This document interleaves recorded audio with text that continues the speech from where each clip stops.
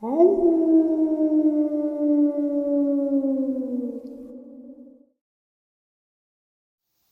greetings and salutations, everyone. I hope everyone is doing well today.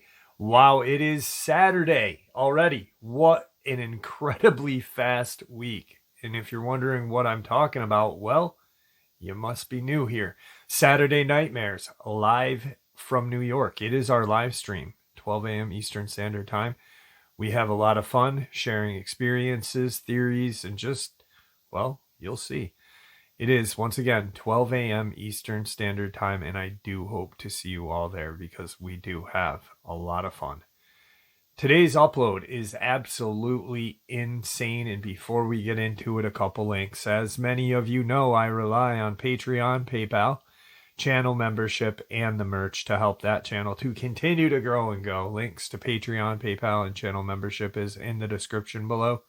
Merch displayed directly under the video. Also, Dogman Frightening Encounters, Volume 1 through 3, the audiobook versions.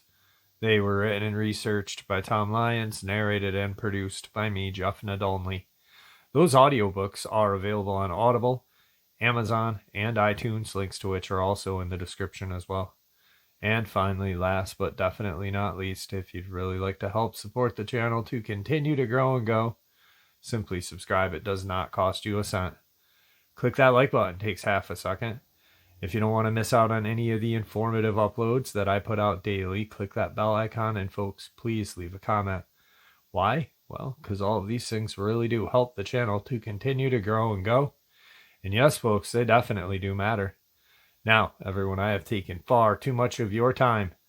Let's jump in to today's upload, shall we? Skinwalker Ranch, Appalachia.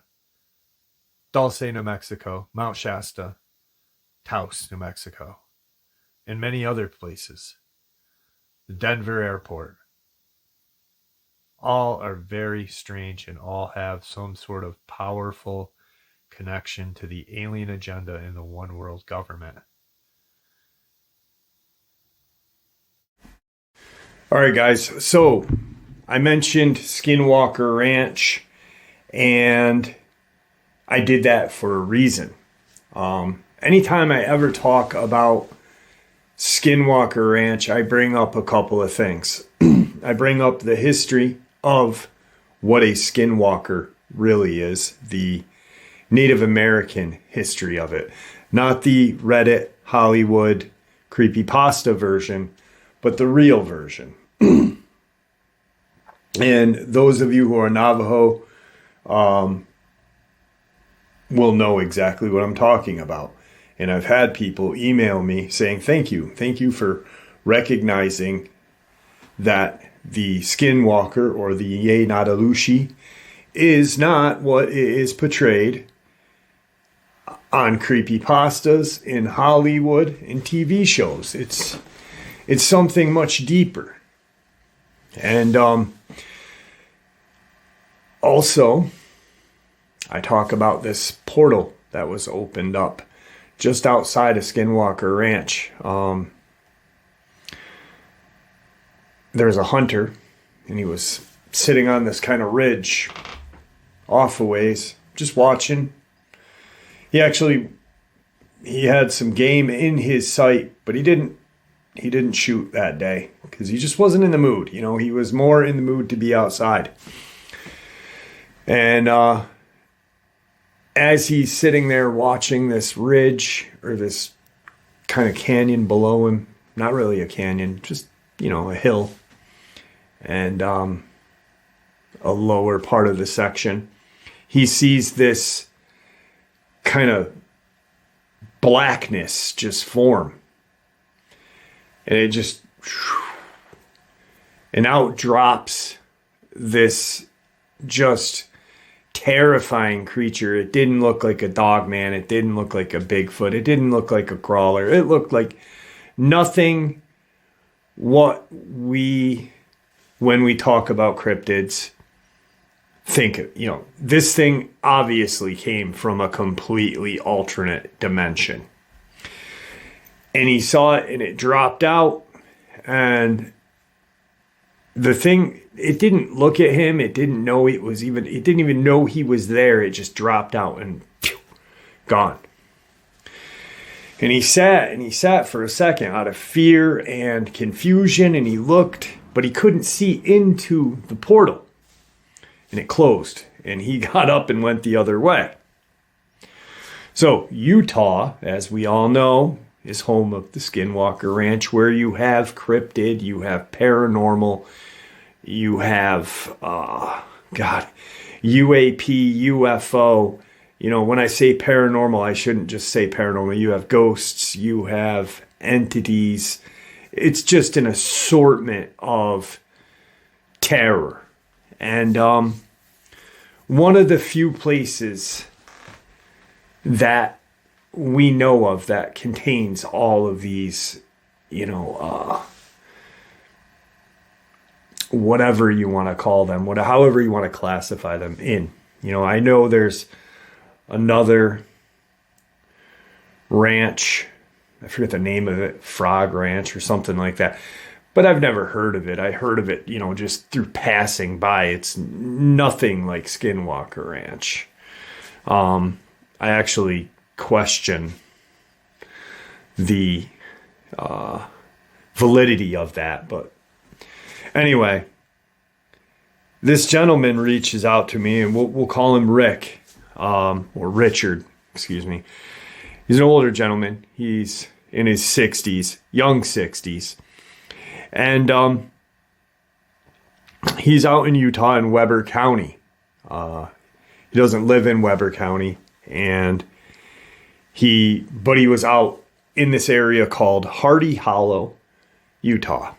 And it's this real isolated area in Weber County. Just a vast openness, some trees, real pretty area, I guess. And he's kind of like a treasure hunter, like a modern day treasure hunter. Artifacts, looking for Native American artifacts. Early settlers, artifacts, and stuff like that. And he goes out. It's his hobby. He goes out with his metal detector. And he searches for artifacts and such. So back in 2018, on an August day, it was a beautiful sunny day with some clouds. High was about 85. He's been out there for a couple of hours. And he was not even ready to get going. He was just doing his thing. And he is in this area. He's kind of just searching around. And he kind of wanders over to where this tree line is. And he's just sweeping across with his metal detector. And he kind of turns back. He said, I don't know why, but I just, I'm sweeping along with my metal detector, and I kind of turned. And as I turned, he said, I saw this kind of shift in the distance. It was like this kind of like gas on a hot summer road. That kind of, that very narrow, or that very weird kind of, whatever you want to call it, that as you're looking, you can see it. Almost vapor kind of, but not. And he sees this kind of like narrow void open. And when I'm talking to him, I'm like, what do you mean? Like a portal? And he's like, no. He goes, I don't want to go too far on that right now, but it was different than what a portal would look like. He said it was almost like a tear in the distance. And at first he thinks he's hallucinating. He's like, have I been out here? It's not that hot. Have I been out? I know I've drank enough water. I don't drink alcohol. I don't do any kind of mind-altering substances. And so he's like, what the hell is this? And what he sees as he's looking at kind of like this void, and it looked almost like an invisible door is on one side and a wall is on the other, and it kind of opens, kind of like that. And what he sees, he says, I see this creature that was very similar to the werewolves on the Underworld movies. It was a darkish gray colored. Maybe it had a little black in it, but it was very, not silver, but a very dark gray. And it was huge. He said it was at least 8 feet in height. Its shoulder width was huge. He said, as I'm looking at this thing, it was crazy to imagine this thing fit through this narrow void because its shoulders were so big. Nothing at this time that he's seeing is making sense in his brain at all. And, he's trying to figure out exactly what he is seeing. What seems like minutes is just a couple of seconds. The creature has not taken notice of him at this point. And all of a sudden, he hears this noise. And how he described it, it was not high-pitched. It was this body-shaking, deep noise that erupted. It felt deep. Almost like if you get close to anyone my age and maybe younger, heck, maybe everybody will know. But when I was growing up, the big thing in the early 90s was bass in a car. The more bass you had, the better you felt about your car. It didn't matter if it was vibrating every bolt loose out of your car. But as long as it was, you could have that, the bass could sound good, but that vibration just ruined it. But that you felt it in your chest, And that's the noise he kind of felt. And as he's trying to describe it, he said, I can't explain it because it's unimaginable to have a noise have a feeling. He said, I've heard people describe infrasound. He said, and I can almost imagine what that would be like, but this was just something so unusual to my body and how it felt. Now, at this point, he kind of stops talking for a second. He says, I know that you have spoken to a lot of people and you've probably heard people say, this is going to sound strange, but it is what happened. And he did. He said, how I have never been able to explain or share what happened with anyone other than my wife, because I knew if I told anybody that I would probably end up in behavioral health unit. MHU. And he then proceeds to tell me. So as this noise is kind of erupting, and he's looking at this creature, what he sees then is this creature kind of turns and now notices him. They both are feeling, or he is feeling, the noise, but now the creature notices the noise and turns to kind of figure out where the noise is coming from, but spots him at the same time. The creature turned and stared at him, and he said this creature had ember-colored eyes. Not amber, but ember-colored eyes. They were an evil kind of fire red. And it took a couple of steps toward him. This noise is still going on. It's not, this has only been seconds, okay? So he's watching this creature. He feels the noise. The noise is like over here towards where the wood line is. The Dogman is over here. And he's watching, and he looks over and he looks back. The Dogman turns to look at where the noise is coming from.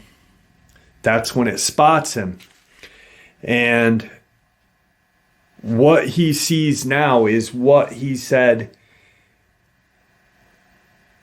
really is unbelievable even to him, and he experienced it. As this creature seemed to start taking a step toward him, this kind of hole opens up, and it's a large hole. And how I explained the hole with that hunter, like almost if this was the hole, the portal, and the creature dropped out, okay, it would be like this would be the and it was about 10 feet by 10 feet, almost circular. And portal, he didn't know what he was looking at. All he knows is he's got this terrifying creature in front of him, this strange noise. He just watched this thing come through a void, and now there's this huge opening right there next to him. Not next to him exactly, but a good 50 feet away. And what comes out of this portal appears to be a squad of armed men. They were wearing like black tactical clothing. Instead of camo pants, they were black, like fatigue pants, but they were black. They were wearing black, all blacked out. They didn't have any kind of long sleeve. They were wearing t-shirts, and they had long rifles, and of course were equipped with pistols. And a couple of them had bags that were black as well. And so when this black portal opens up, all he sees is these men coming out, and he can see, their skin tone is different, but the black of their clothes and the black of that portal really is kind of strange for him to see. The reason why he said squad is because he was former Army, and what he counted was 9 men plus what looked to be one that was in command of those 9 men. So in his eyes, that was a squad. As he sees all of this, the men don't see him. the Dogman is now turned, staring at this portal and the men that are walking out. He steps back into the woods behind some brush and some wood, a patch of trees to hide, essentially. He had no idea what was going on. He and his eyes were like, maybe I'm hallucinating this. I don't know what the hell is going on, but this is scary. I'm turning 60. He's now 60, in his 60s, but he was turning 60 in the general vicinity of this time. Never had anything like this happen. Always, he said his most stressful day since he retired was when it rained and he was stuck indoors with his wife and he couldn't go outside and do his hobbies. So, this is mind-blowing for this gentleman. The Dogman at this point is now looking away from him and is staring at these men. It's growling and snarling at them. And it appears to him that it has seen these men before, because there is not kind of like a cock of the head, like, who the hell are you? What's going on? It's an instantaneous, like, you are my enemy. You are my enemy, and I know who you are and why you're here. It drops down onto all fours, and it starts to run kind of like northwest towards the mountains. And he is set back into the trees now. He's kneeling down. He's got his metal detector with him, his bag, everything. And he's just crouched in this brush line. And these men open fire. And as he's hiding in this grouping of trees, he at this point isn't aware if they can see him or not. And, that's really something he's thinking, these guys are what is this thing that I'm looking at? Now these guys just came out of this hole in the atmosphere, and now they're shooting at this monster. Am I next? As the creature's running, they open fire, and the creature drops. It dropped. And he said when it dropped, it made this kind of whine, this real sad whine. He, growing up, being a little older than me, a lot older than me, but he grew up on like black and white Lassie and stuff. And he said it was that whine, like that, just when a dog is in pain. He goes, and I felt bad for it at first when I heard that one whine. And he said, I knew it was dead. He said the men ran over to the creature, and the one that was in charge of everyone looks at the creature and puts a round into its head or face, either or. They were about a half a football field away, at this point, because that's the creature just gone, and they opened fire as they're running. So he can't hear what they're saying. He can hear them talking to each other, but he's making bits and pieces out.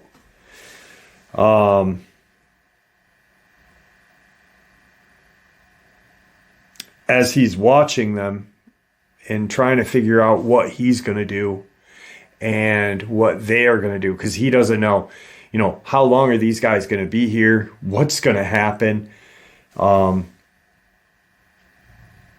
He thinks that now right at this point, he's like, I'm busted because one of the soldiers is now walking back towards my area. As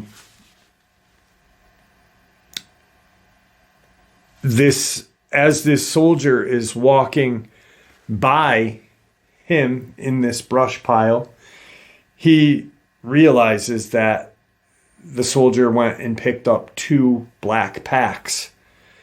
And he notices on the right shoulder of the soldier that there is an American flag. And that's something that always stuck with him, because he's just like, this is just so bizarre. You know, being former Army, knowing that the flag goes on the right shoulder, and why the flag goes on the right shoulder, and why the stars are facing towards, you know, the way you're running. He's like, I wonder if there's some kind of special force that deals with this, you know, because now we hear Space Force, and, you know, what do we need Space Force for? Obviously, we know what we need Space Force for, but he is, you know, just petrified.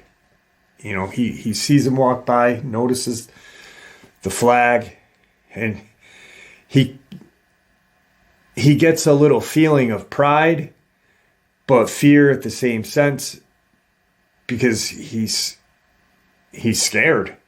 His legs are sore from how he's kneeling down, and the soldier picks up the packs.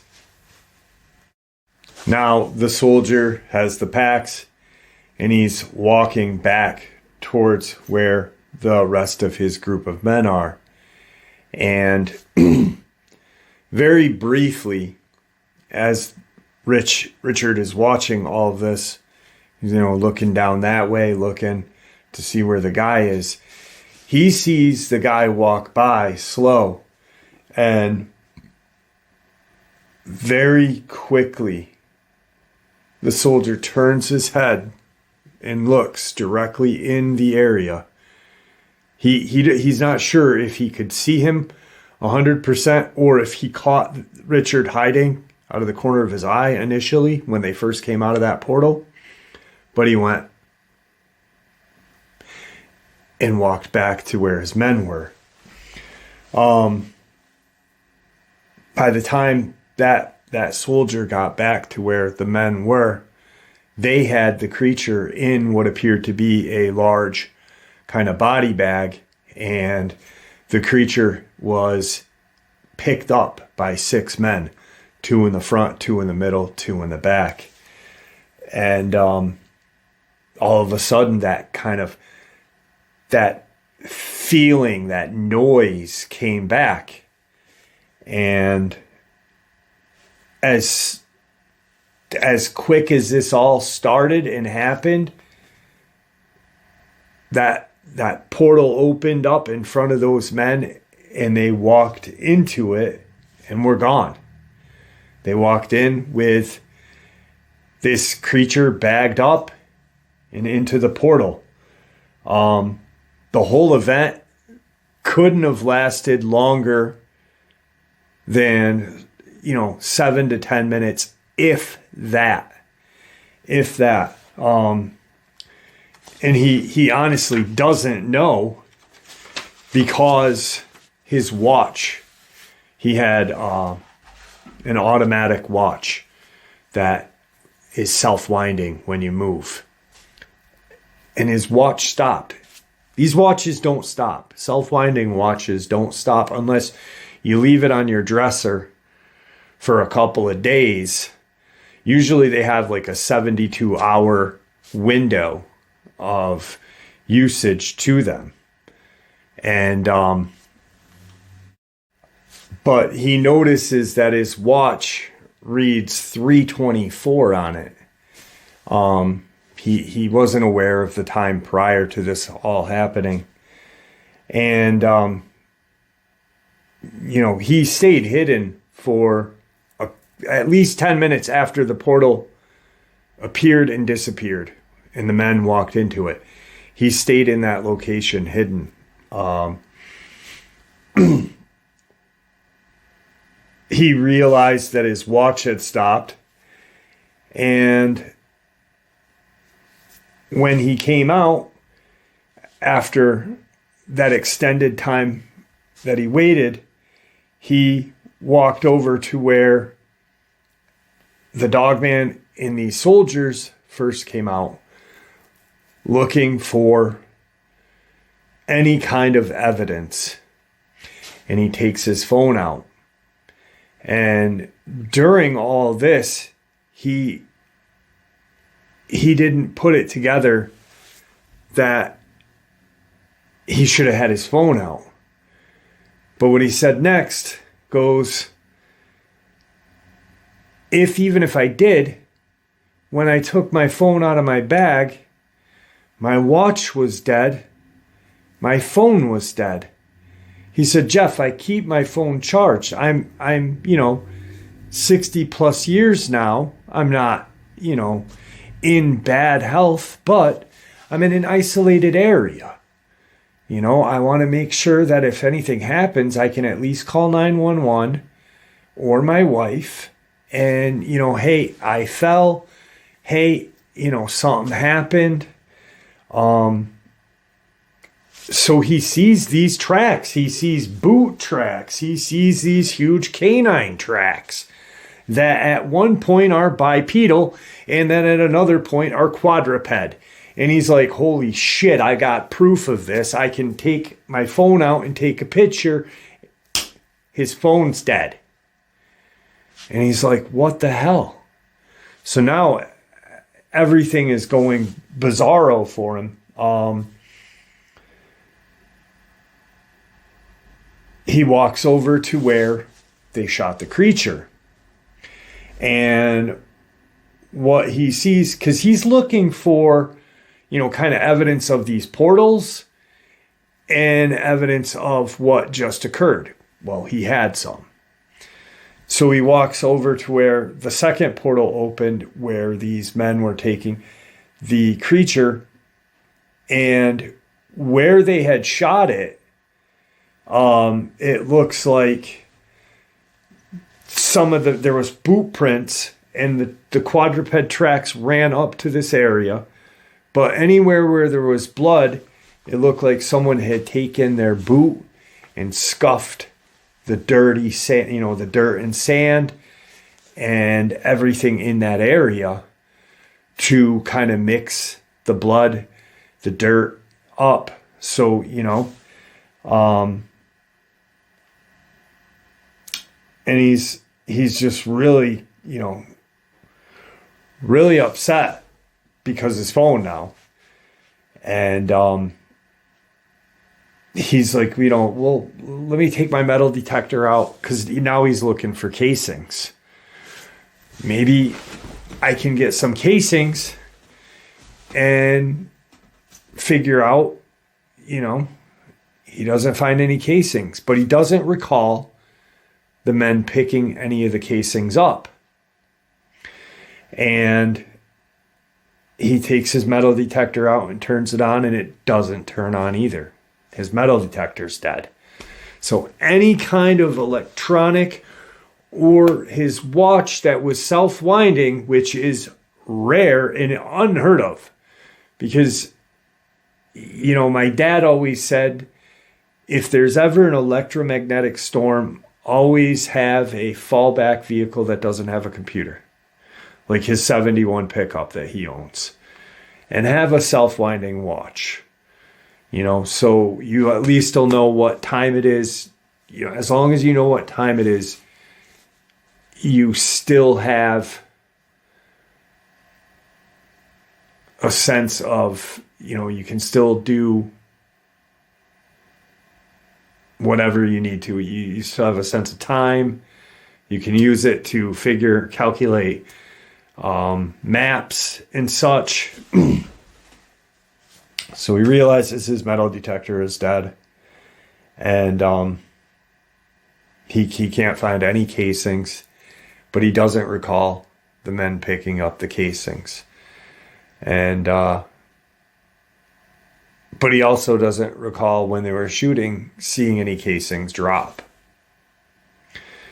I know that they do make a catch for casings on AR-15s, possibly M4s. I don't know that. I never was in the military, so I don't know.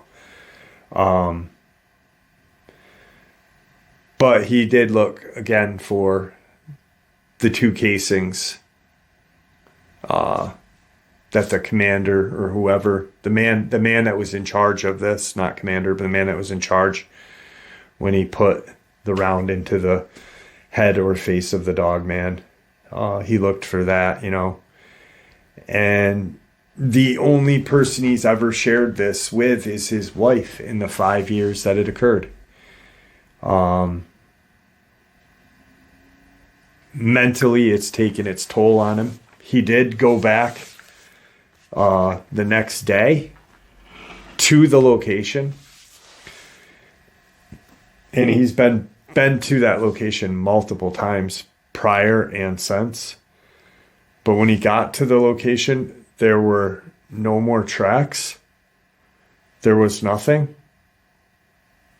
There wasn't scuff marks where he had seen where the body had fallen and the person in charge shot.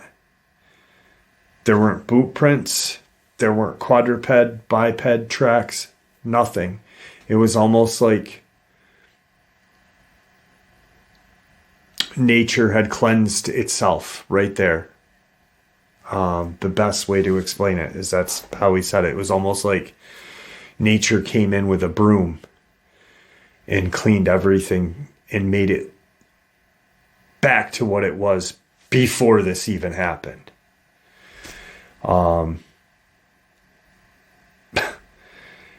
And I thought that blew me away because of the experience that hunter had seen. And, numerous accounts of portals, kind of openings in Skinwalker Ranch area. There's the farmer, him and his wife. So a farmer, not on Skinwalker Ranch, but a ranch near Skinwalker Ranch. Him and his wife were out tagging calves with the ear tags. And they walk, they'd tag, they'd walk, they'd tag. Well, they had just tagged a calf, and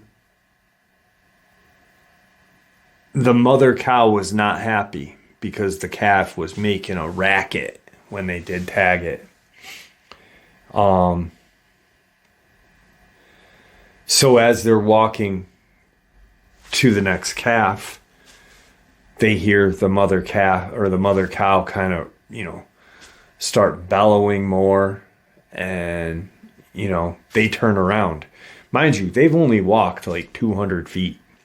So they tagged and walked. And they turn around and they see the mother cow there, but the calf is not, right? And they're like, what the hell? Where the hell is the calf? And they're like, maybe it's behind her. They end up walking over, and what they see is the filleted carcass of this calf lying in this grass. And they knew it was that calf because of its ear tag. But it was like surgically filleted. But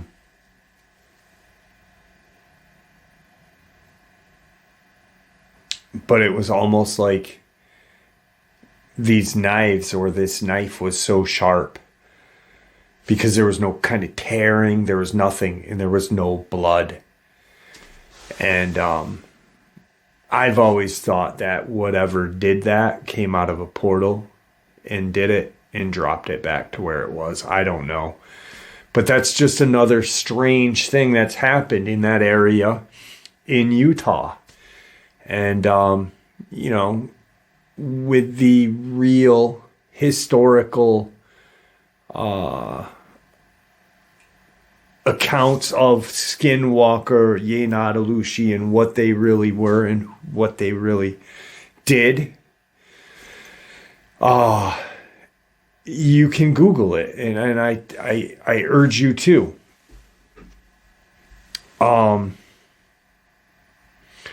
Because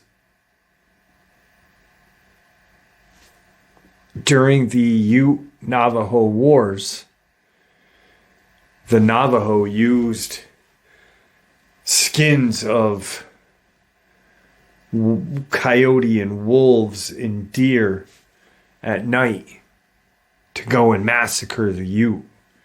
And they wouldn't just massacre the men, they massacred the whole family with poisons. They'd get up onto their dwellings. I forgot the correct term for their home. I know it wasn't a longhouse, and it wasn't a teepee either. But they'd get, and they would poison these people. They'd poison the Ute. They'd kill them silently, like special forces, silent assassins. Look it up. I'm not gonna make a story up, a historic story up, to go along with an experience. I have looked into this stuff for a long time.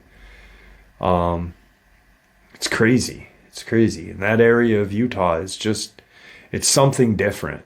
It's something very different. And there is something very strange in that area. And I think that's why Skinwalker Ranch has so much power. And it's drawn. So like this, just kind of drawn into that one location in the surrounding area, feels that effect of that power. It's like a vortex in the middle. There you have it, folks. Today's upload. I do hope you enjoyed it as much as I enjoyed sharing it with you. I also hope to see you all at tonight's live stream, Saturday Nightmares, live from New York. We do have a lot of fun, guys. And it is a really good time. Not only do we have fun, but we share some crazy experiences and talk theories. Just, you'll see. Come check it out. I'd like to thank you all for supporting the channel. It is your support that keeps this channel growing and going, and what gives us all a place and a chance to share our experiences and theories judgment-free, just simply treated with the respect we all deserve. Everyone, please stay safe, happy, healthy, and ever vigilant, keeping an eye on our children, pets, family, and friends. These creatures are real.